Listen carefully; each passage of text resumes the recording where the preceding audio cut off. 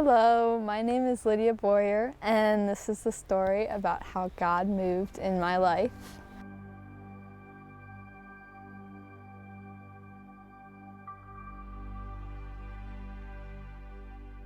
First, to give you a little context, I've had this dream since the beginning of high school, and I always wanted to go to an academy. So I didn't really care which one, Coast Guard, Navy, Army, any of them. I just wanted to go to one. This plan I had, I kind of formulated over the next 3 years, and I had built up my extracurricular activities. I had gotten myself in all these positions where I had a resume that was pretty impressive, and even people I talked to about say, hey, is this good enough? People at Coast Guard Academy, Naval Academy, I said, hey, is this good enough? They'd be like, yeah, this is an awesome resume. And so I was pretty proud of myself.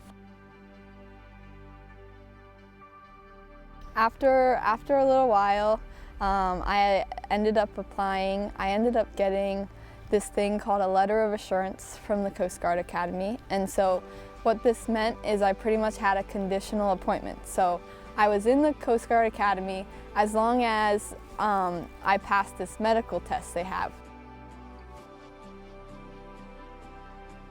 Then I was in my church service, and I was in main service, and I was standing there, and it was during worship. I had my hand raised and everything was good, and God's presence is there, and then all of a sudden I just felt it, and I knew it was God, right? I knew it was God. I knew He said, you're not going to the Coast Guard Academy. And it wasn't like don't go to the Coast Guard Academy. It was like, you're not going to the Coast Guard Academy. And so immediately I dropped my hands, and I started, I don't know, I was just like, it can't be God, it can't be God. God didn't say it, God wouldn't do that to me. And so that kind of started a really bitter time for me. That was in around November.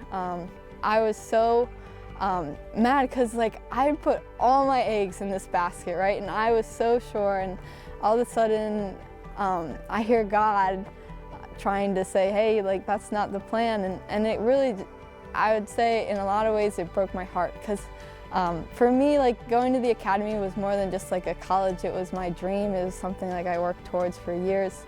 It was my vision for my entire life.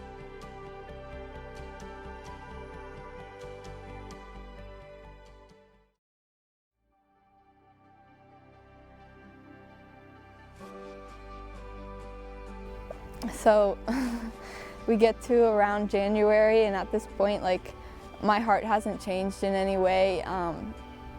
And so I'm signed up to go to this youth retreat, and for the winter retreat, and it's a ski snow trip. And so I get into the car, and I'm just so numb, so apathetic to God, because I don't know, it's just my relationship, as soon as He started talking to me, my relationship with Him, I just was I just shut down spiritually, I think. And then the first session happens, and Pastor Mike is speaking, and I just felt really bad, and I don't know, I was so sad. It was kind of anguish, I guess, sitting there. And so I was sitting in that chair, and just my heart hurt so bad, and I've never felt like that before. But during the altar call, I went up and went right to Summer, and then all of a sudden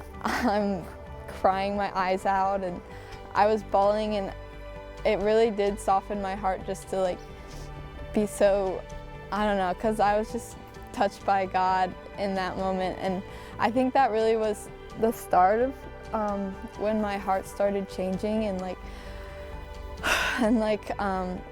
after that, I sat, after that I was after I cried, and after I finished that night, then I kind of went home, and that was the first person, Angela, my friend, was the first person who I told about how I didn't think God wanted me to go to the Coast Guard Academy, and it just made it so real at that point. And next few days at the winter retreat, God continued to talk to me, and I really heard Him tell me Cambodia at one point in the trip.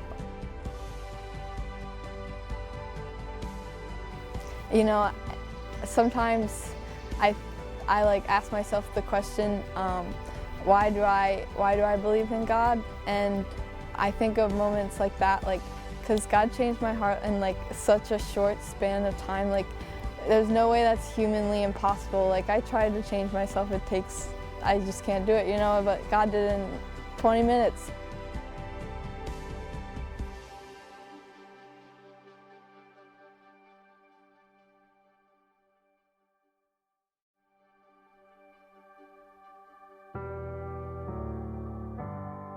And so then I just, you know, kept living. Like, I was changed after that retreat. After I went home, all of a sudden, you know, I'm praying more, reading my Bible more, and just kind of doing it more passionately, I guess. But I just kept praying to God and just praying to God, like, take me deeper, give me more of you. And I just kept praying and being like, God, like, it still hurts so bad that, like, I'm not doing this. So God, I need you to change my heart, because I mean, like, right now I just don't want to follow your will, but God, I know that you can change my heart so that I do want to.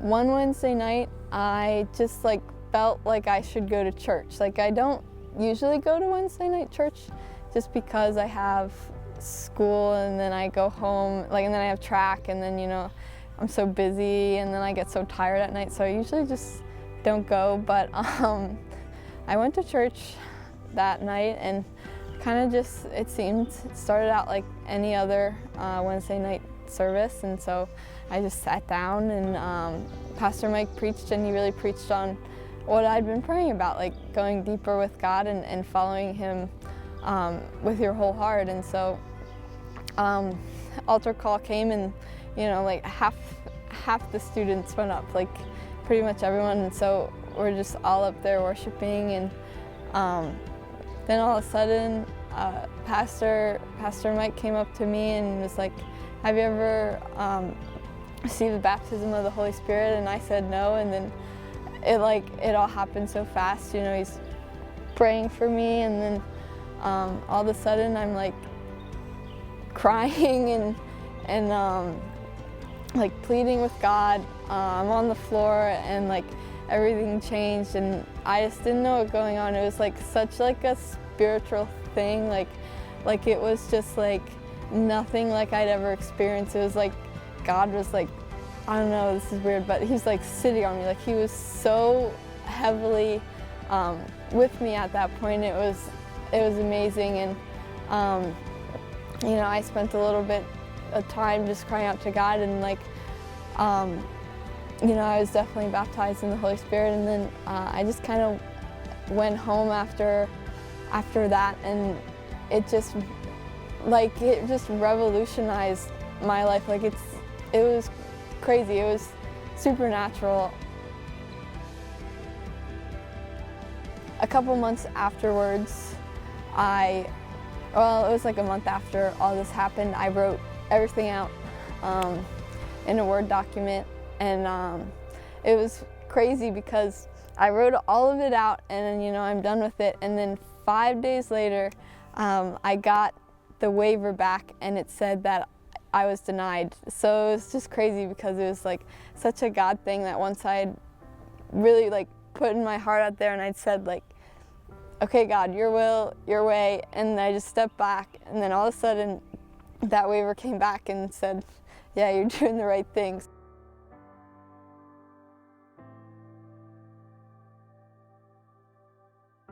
To be honest with you, when I think about it, you know, I think it's only a story God could have written.